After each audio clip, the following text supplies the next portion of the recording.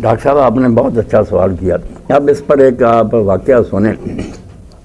حضرت عبداللہ ابن زبیر جنہوں نے حکومت بنا لی یزید کے بعد، تھوڑا علاقہ شام کا باہر آ گیا، باقی پوری دنیا پر ان کی سلطنت قائم ہو گئی.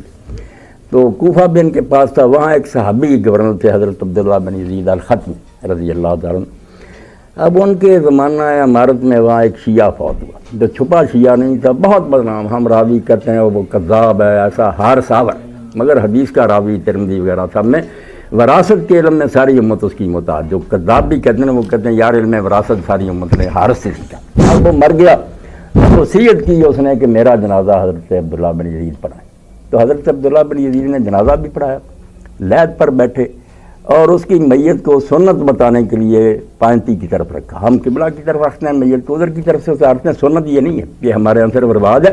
میت ادھر رکھنی چاہیے جدھر پاؤں ہوتے ہیں قبر کی، وہاں رکھی اور ادھر سے لوگ اٹھا کے، اس کو سال کہتے ہیں. حضرت عبداللہ نے ایسے کرایا، بعد میں فرمایا میں نے اس لیے کیا تھا کہ تمہیں پتہ لگے کہ ہاذا میرا سنت، اللہ کے رسول کا طریقہ یہ. یعنی اتنا مشہور شیعہ، اس نے وصیت کی، صحابی نے جنازہ پڑھایا، خود دفن کیا. اس لیے آپ نہیں یہ نہ پوچھیں کہ جانا چاہیے، یعنی یہ پوچھیں کہ جانا فرض ہے، بالکل لازم ہے کہ اعلان ہوا آپ اس کے جنازے میں جائیں.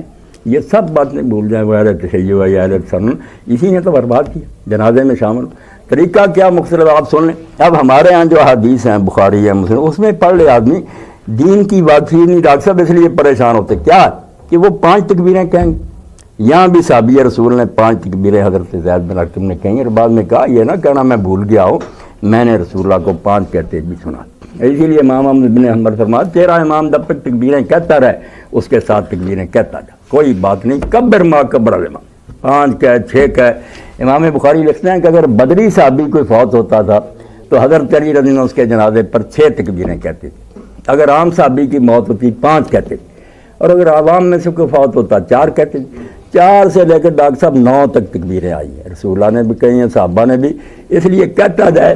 اور یہ ہمارے حضرات جو ہے نا اہل حدیث، یہ ایک ہی تکبیر کے بعد بہت دیر تک دعائیں کرتے ہیں. ایسا نہیں ہونا چاہیے. اگر کرنا چاہتے ہیں طریقہ یہ ایک اور تکبیر کہیں، پھر دعا، پھر ایک اور تکبیر کہیں. وہ زیادہ تکبیریں اسی لیے رکھی گئی کہ تکبیر کہتے جاؤ، دعا کرتے جاؤ. اس لیے ایک تو یہ اختلاف ہے، کوئی اختلاف نہیں، میں نے بتا دیا خود ہماری حدیثوں موجود ہے، کوئی ایسی فکر مندی کی بات نہیں. اب ہاتھ چھوڑتے ہیں، ہم باندھتے ہیں.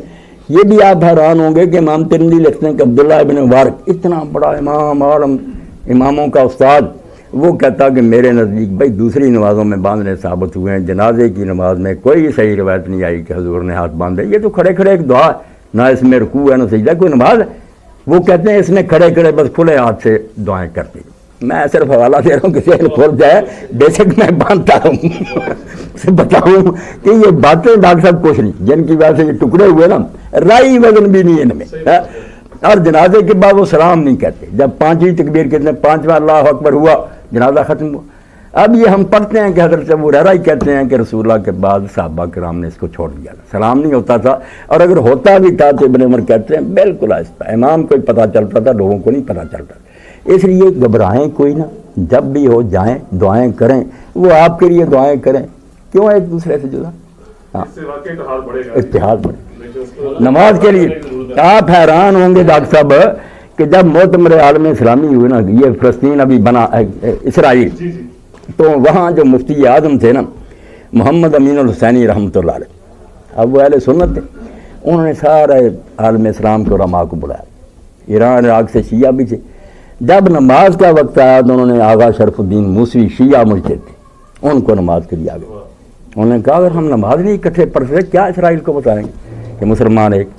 یہ تنگ نظر لوگوں نے نا دین ٹکڑے کر پڑھتے نہیں. میں نے کہا اگر یہ خدا کے لیے ایک دوسرے کی کتابیں پڑھیں، اصل مناظرے کی لکھی ہوئی چھوڑ دیں، وہ تصویریں بگاڑی ہوئی ہیں. اور دوسری کتابیں بھی اثرت جو ہے ڈاکٹر سہیل صاحب اس نیت سے نہ پڑھے، پہلے نیت بعد کے نشان لگانے ہیں، اعتراض کا ایمانداری سے پڑھے جیسے اپنی پڑھتے ہیں اخلاص سے. اور وہاں بھی فرق کریں. میں نے اپنے مولانا عصری صاحب سے ایک جنازے پر کہا کہ عصری صاحب کیا یہ بات درست ہے کہ ارے سنت کی طرف جو کتاب منسوب ہے بے شک ردی ہو، اس میں کوئی حدیث لکھی ہو، آپ پابند ہیں اس کو مانیں؟ انہوں نے کہا نہیں، ہم دیکھیں گے کہ اس کے راوی کیسے ہیں. میں نے کہا اگر یہ بات آپ نے اپنے لیے لکھا تو شیعوں کے لیے کیوں نہیں مانتے؟ جتنی روایتیں تم دکھاتے ہو کہ تمہاری کتابوں میں یہ فضول ہے، وہ خود کہتے ہیں کہ یہ ساری ضعیف اور مردود ہیں. آپ ان کی جان کیوں نہیں چھوڑتے؟ یا آپ کو بھی پھنساؤں گا پھر کہ یہ دیکھو کیا روایت آ گئی. اگر آپ نے کہنا کہ یہ ضعیف ہے، ہم تو بھائی پہلے سے جان چھڑائے بیٹھے، تو ان کو کیوں موقع نہیں دیتے؟ صحیح حدیثیں آپ چھان رہے ہیں. میں نے کیوں رجال کی کتاب میں دونوں گروہوں کی کہ راوی کون ہے، کیا حال ہے ان کا، سب کھنگالی. خدا گواہ کوئی بات نظر نہیں آئی جس کی وجہ سے یہ مطالعہ کرے. باقی وہ تاریخ جیسے میں نے عرض کر دی نا کہ اپنے دور میں تاریخی واقعات ایسے ہیں کہ دو طرح کے بیان ہوتے ہیں، کیا کریں. اب حکومت کی نظر میں ڈاکٹر قدیر صاحب مجرم ہیں، ہماری نزدیک وہ ہیرو ہیں. کیا کریں، دونوں طرح کے بیان لکھے جائیں، آنے والی نسلیں یہی پڑھیں گے. تو 1300 سال میں چونکہ شیعہ سنی خوارج تین گروہ آپس میں متصادم تھے، انہوں نے پہلے دور کے بارے میں ایسی تصویریں کھینچی ہیں. کوئی کہتے ہیں ان سے بہتر دور ہی نہیں آیا، کوئی کہتے ہیں اس سے بدتر دور کوئی نہیں آیا. انہوں نے اہل بیت سے ظلم کی. کتابوں میں حضرات وہ سب کچھ موجود ہے. اب جس نے جو پڑھ لیا بیچارہ وہاں پھنسا ہوا.